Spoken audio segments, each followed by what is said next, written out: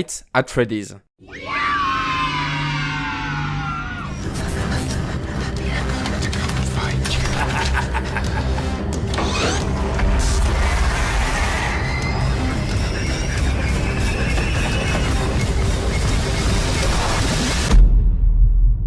C'est un jeu sorti en 2014 auquel tout le monde a déjà joué ou du moins entendu parler. Un jeu qui a eu un véritable impact dans l'industrie de l'horreur. Une licence qui a été vendue des millions d'exemplaires. Aujourd'hui, je vais vous expliquer l'histoire de FNAF dans sa conception. Cela va sûrement en décevoir certains qui attendaient une vidéo sur le lore du jeu. Mais si vous voulez vraiment connaître la storyline, je vous invite à aller voir les vidéos de Tristan RC qui fait des vidéos complètes sur ce sujet. Cependant, si cette vidéo vous plaît, dites-moi en commentaire si vous voulez un résumé grossier de l'histoire en 10 minutes. Ah là là, FNAF, ce jeu qui a donné des frissons à plus d'un. Ce jeu qui peut paraître terrifiant au point que certains n'ont jamais eu réellement le courage de se lancer. Un jeu culte dans la catégorie horreur. Bien que certains soient complètement perdus par le nombre faramineux de jeux, de fangames ou encore les nombreux dérivés. Mais pour l'heure, rappelez-vous de cette ambiance des plus sordides, qui en a traumatisé plus d'un.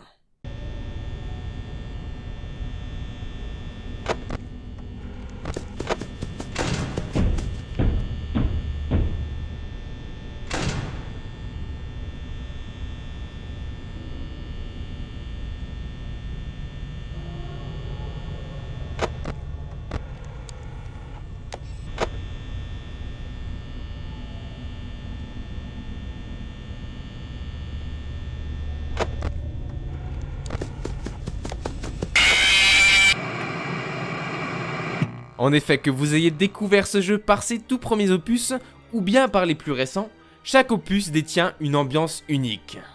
Avec pour ses débuts un système de gameplay point and click qui accentue cet aspect horrifique. Jusqu'à une évolution de véritables jeux première personne, dans des immenses complexes où l'on peut se perdre au sein de ces murs.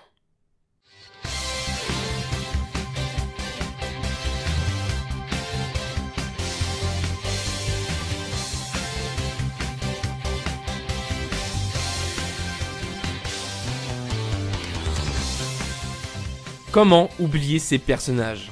Foxy, Freddy, Chica, Bonnie, tous ces personnages que l'on peut définir comme des monstres, mais auxquels on ne peut s'empêcher de s'attacher. Bon, peut-être pas une attache amicale, mais plutôt stressante, à force de les croiser dans les couloirs de restaurants, de chambres, d'usines et de véritables complexes. Mais alors, quel est le véritable principe du jeu? Comment ce simple jeu d'horreur peut-il plaire à autant de monde? Eh bien, tout simplement car FNAF est un des premiers jeux à utiliser un tout nouveau système inédit, les animatroniques.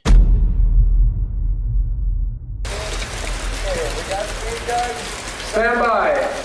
Ready and action.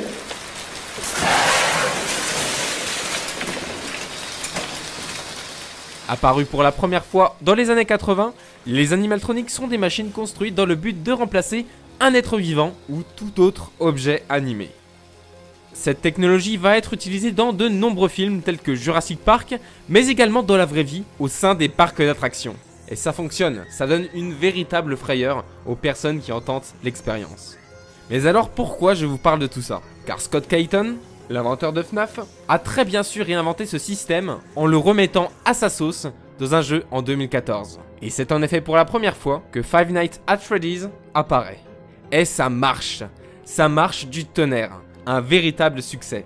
Les acheteurs sont tout simplement émerveillés par ce nouveau style d'horreur, qui apparaît pour la première fois dans les jeux vidéo. À la suite de cela, Scott Cawthon, étant également écrivain, va se lancer dans la création d'une véritable série. Il sort un livre, puis 2, puis 3, puis 5, et c'est pareil pour les jeux vidéo. Malheureusement, c'est le 17 juin 2021 que Scott annonce, dans un long message sur son site internet, qu'il a pris la décision de prendre sa retraite. Alors, pas de panique, cela ne signe pas la fin de FNAF, bien au contraire. Scott a précisé que la franchise allait être prise en main par de nouvelles personnes. Cependant, après plusieurs heures de recherche de ma part, je n'ai trouvé aucun nom sur internet. Mais nous savons pourtant que 2 prochains projets arrivent. Alors si vous avez des informations à ce sujet, je serais heureux que vous nous les partagiez en commentaire. Bon, c'était le moment information. Mais maintenant, parlons. Oui, parlons de la toute première fois où nous avons connu FNAF. Comment oublier ?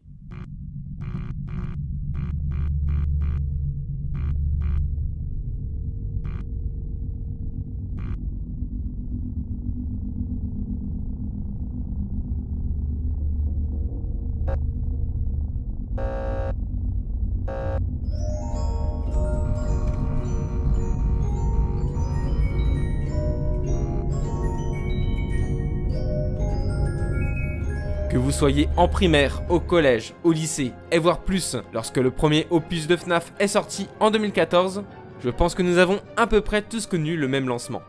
Personnellement, j'étais au collège, et c'était dans la cour où pour la première fois, j'ai vu un ami jouer à ce jeu. Et c'était terrifiant. Alors je ne dis pas ça pour en faire une généralité, mais surtout pour parler de l'influence qu'a eu ce jeu sur notre enfance. Je ne sais pas vous, mais c'était personnellement le premier jeu d'horreur dans lequel je me suis aventuré. Et ce fut le premier d'une longue série. Cette licence a relancé des dizaines, des centaines d'autres jeux d'horreur, qui sont apparus dans les années suivantes. On aura beau dire, Five Nights at Freddy's fut quand même un véritable pilier dans les jeux d'horreur. Sur ce les amis, je vous laisse sur cette magnifique timeline des différents FNAF. J'espère que cette vidéo vous aura plu. Allez, ciao tout le monde.